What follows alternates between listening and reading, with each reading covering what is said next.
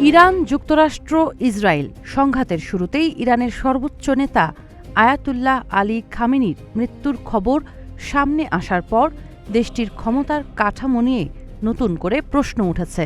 পরবর্তীতে নতুন সর্বোচ্চ নেতা হিসেবে মোজতবা খামেনির নাম ঘোষণা করা হলেও বাস্তবে ক্ষমতা কার হাতে কেন্দ্রীভূত তা এখনও স্পষ্ট নয়।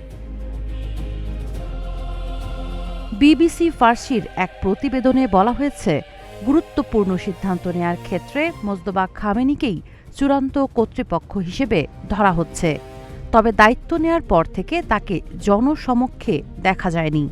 এমনকি সাম্প্রতিক কোনো ভিডিও বা ছবিতেও তার উপস্থিতি নেই। জীবন অবাক না করলে কে করবে? 28% মিল্ক ফ্যাটের অবাক করার সাথে ফ্রেশ মিল্ক পাউডার। জীবন অবাক করুক প্রতিদিন। সরকারি সূত্রের দাবি, চলমান আলোচনাগুলো তার নির্দেশনা অনুযায়ী পরিচালিত হচ্ছে।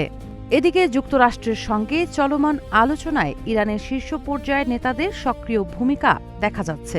পার্লামেন্ট স্পিকার মোহাম্মদ বাঘের গালিবাফ এবং পররাষ্ট্রমন্ত্রী আব্বাস আরাগচি আলোচনায় গুরুত্বপূর্ণ ভূমিকা রাখছেন।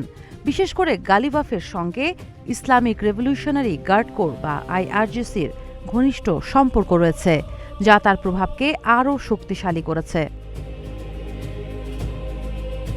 আইআরজিসি শুধু সামরিক বাহিনী নয়, বরং ইরানের রাজনীতিতে একটি শক্তিশালী, প্রভাবশালী শক্তি হিসেবে কাজ করে।